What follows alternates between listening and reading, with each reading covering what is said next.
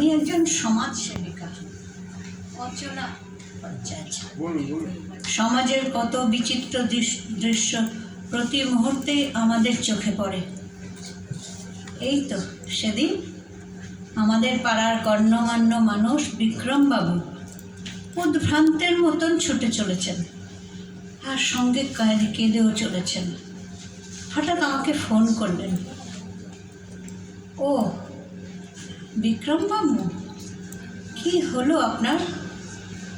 মনে হচ্ছে আপনি ছুটছেন আর কাঁদছেন না তো। এইরকম অবস্থা আপনাকে তো কখনো দেখিনি। কাঁদবেন না বিক্রমবাবু, কাঁদবেন না।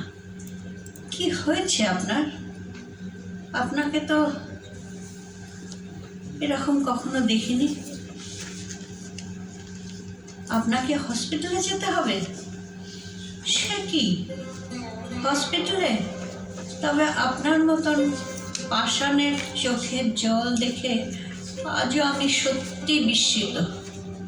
আরে আরে মশাই, আপনার মতন আমেরিকান স্টাইলে জীবনযাপন করেন যারা, আপনি তো সাধারণ মানুষকে মানুষ বলেই মনে করেন না। কি বলছেন? আপনি তো একজন কন্যার বাবা। আপনার একমাত্র আদরের মেয়ে পার্বতী বিষ খেয়েছে? আশ্চর্য! এই তো কদিন আগে নতুন বিয়ে হলো। উত্তেজিত হবেন না, উত্তেজিত হবেন না প্লিজ। কি বলছেন? বেশ সুখের সংসারই তো ছিল, কিন্তু ছেলেটা যে চরিত্রহীন এটা জানতেই পারিনি। মেয়ের বিয়েতে আপনি সর্বশান্ত হয়েছেন, আমরা দেখেছি। আর ভাবতে পারছেন না? এটাই তো আপনি চেয়েছিলেন বিক্রমবাবু। আবার বলছি, উত্তেজিত হবেন না। আমি কি বলতে চাইছি? আমি কিছুই বলতে চাইছি না।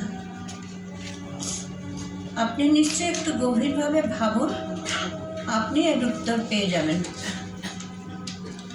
বিরক্ত হবেন না বিক্রমবাবু। কি বলছেন? অত ভাবার সময় আপনার নেই? ওই তো ভাবার সময় ছিল না বলেই তো আজ এই চোখের জল ফেলতে হচ্ছে। কি কি বলছেন? আপনি দুঃসময়ে পড়েছেন বলে আমি এই ব্যঙ্গ করছি? আপনার কথা শুনে এবার সত্যি আমার হাসি পাচ্ছে। শুনুন, আপনাকে ব্যঙ্গ করার কোনো ইচ্ছেই আমার নেই। এমনকি আপনার মতন একজন অবিবেচক বাবার সাথে কথা বলতেই আমার ইচ্ছে নেই। কি বলছেন? আপনার অপরাধ কি? আপনি তো যোগ্য বাবা হিসেবে একটা বড়লোক ছেলের সাথে আপনার মেয়ে বিয়ে দিয়েছেন। তাদের কত সুনাম, তাই তো? তাহলে ঠিকই তো আছে।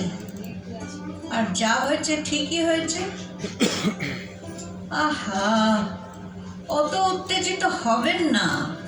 সত্যি কথা বলতে কি, বাবা হিসেবে আপনার চাওয়ার মধ্যে ভুল নেই, কিন্তু একজন মানবিক বাবা হিসেবে আপনি তো ভালো ছেলে চাননি। অতএব ঘটনাটা তো ঘটারই ছিল। অশান্তি তো আপনি ডেকে এনেছেন, তাহলে দুঃখ করছেন কেন? তাছাড়া আপনি তো ছেলের টাকা দেখেছেন, কিন্তু আপনার মেয়ের মন বোঝার চেষ্টা করেছেন কি? কি বলছেন? মেয়ে সুখে থাকবে, ঐশ্বর্যে থাকবে, এটাই দেখেছেন, কিন্তু মেয়ে আনন্দে থাকবে কিনা, শান্তিতে থাকবে কিনা, এটা তো দেখেননি। ঐশ্বর্যবিহীন ভালো মানুষ যোগ্য পাত্র হয় না। কি বলছেন? মান সম্মান? শুনুন বিক্রমবাবু, সমাজ সংসারে বহু পরিবার দারিদ্র্যের মধ্যে দিন কাটিয়েও সুখে আছে, আনন্দে আছে, শান্তিতে আছে। বহু গরিবের ছেলে দেশ ও দশের কল্যাণ করে স্মরণীয় হয়ে আছে, তারা কি যোগ্য পাত্র নয়? ওরা কি সংসার করে না? বাইরের রূপটাই সব নয় বিক্রমবাবু। অতএব আপনার ভুলের মাসুল হিসেবে যা হওয়ার ছিল তাই হয়েছে। এখন আর কান্নাকাটি করে কি লাভ বলুন? আপনাদের মতন বাবা মায়ের জন্য আজ কত ছেলে মেয়ে অকালে ধ্বংস হয়ে যাচ্ছে, তার খবর রাখেন? টাকাটা সব নয় বিক্রমবাবু। আপনি বলতে পারবেন আজ পর্যন্ত কটা গরিব ও ভালো মানুষের সংসার ভেঙে গেছে? আর আপনাদের মতন মানুষের কত সংসার ভেঙেছে? ছি বিক্রমবাবু, ছি। আপনি এখন ভাবছেন আপনি ঠিক করেছেন। আপনার অহংকারী মন বাস্তবকে মেনে নিতে পারছে না, তাই না? সেটা আপনার অক্ষমতা। আজ পর্যন্ত যত মেয়ে বা ছেলে বিয়ের পর অত্যাচারিত হয়েছে, সংসার ভেঙেছে, অত্যাচারের জন্য আত্মহত্যা করেছে, এই সবই আপনাদের মতো মানুষের জন্য। কি হলো, চুপ করে গেলেন কেন? মনে হচ্ছে মাথাটা নিচু হয়ে গেছে। উত্তর দিন, কি বলছেন? আমি আপনার উত্তর দেওয়ার ভাষা কেড়ে নিয়েছি? না না বিক্রমবাবু, অতক্ষণে আপনি যে অন্তর থেকে আপনার অপরাধ অনুভব করেছেন, আমি এতেই খুশি।